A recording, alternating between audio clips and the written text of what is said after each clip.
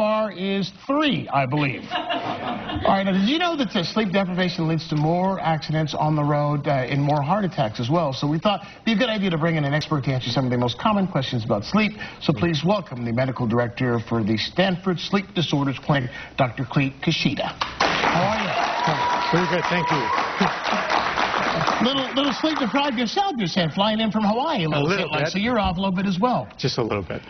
All right, so let's start with this. Why are there more? I've actually heard there are more accidents on the road from sleep deprivation than even drunk driving. Is that accurate? Absolutely. What happens is whenever you're deprived even a little bit of sleep, you can have decreases up to 1/3 of objective alertness the next day, just even for sacrificing 1 to 1.5 hours of sleep. So it has this impact on the next day's activities.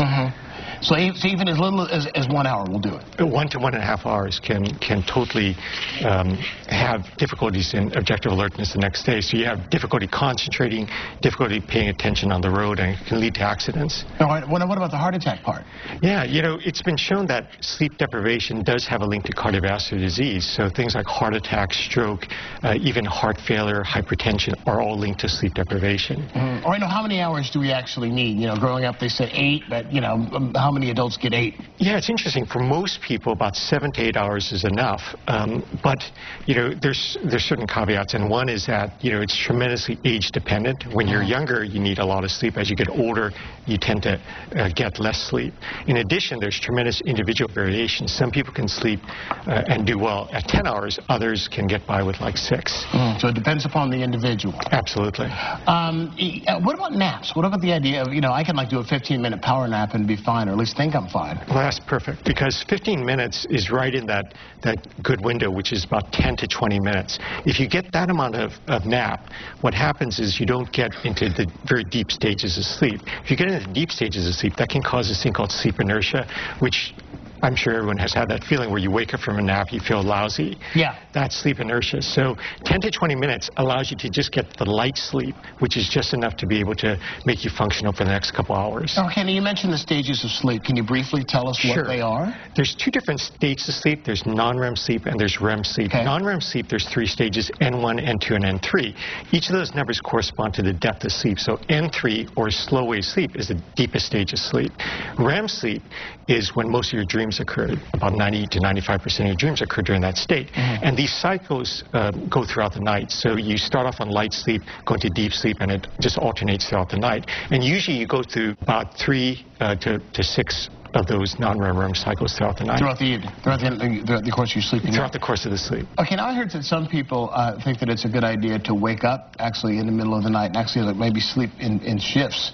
Is that a good idea? Sleep a couple, 3, 4 hours and get up, do whatever, then sleep another 3 or 4 hours? Yeah, anytime that you fragment the sleep, it's probably not a good thing. The exception is sometimes, you know, you're forced to do that because of your work. And if that happens, the best thing to do would be to take naps. I thought you were going to say quit. No.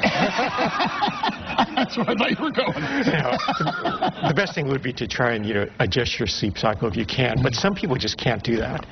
All right, now let's talk about daylight savings time, the spring forward. As I said, I'm feeling a little bit off because of the hour, and I'm surprised. I'm one of those 6-hour night people. A lot of how many voice box? Round of applause. How many of you feel a little bit off today? Yeah, pretty much all of them. Okay, so what can folks do who are feeling, you know, not quite themselves because of this hour change? Well, there's 3 main things that are very important. Number 1, to try and keep a very strict bedtime and awakening time. So at this new time, you know, go to bed at the time that you want to go to bed at, and wake up at a set time. Hold on for a second. So is it? I've heard that. Is it important to go to bed at the same time every night and wake Absolutely. up? No matter what, even no sleeping in on the weekend, just whatever your time during the week is, that should be. Absolutely true. The main thing is the wake-up time, but also the go-to-bed time is important. So that's one. The second thing is to use bright light in the morning. So within 5 minutes of getting up, expose yourself to about 30 minutes of bright light. And the easiest way, just go outside or stay in an area that gets a lot of natural outside light. Do that for about 30 minutes.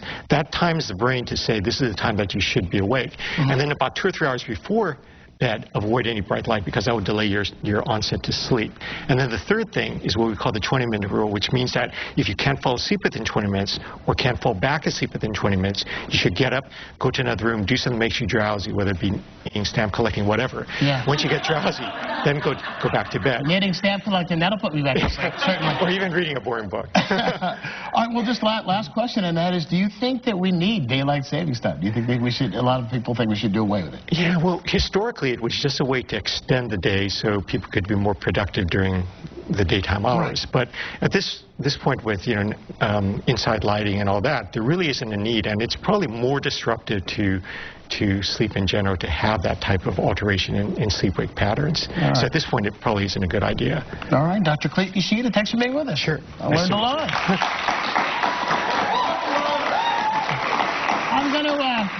I'm gonna take a little 5-minute nap, so let's check in with Lizzie while I'm doing that on the live feed.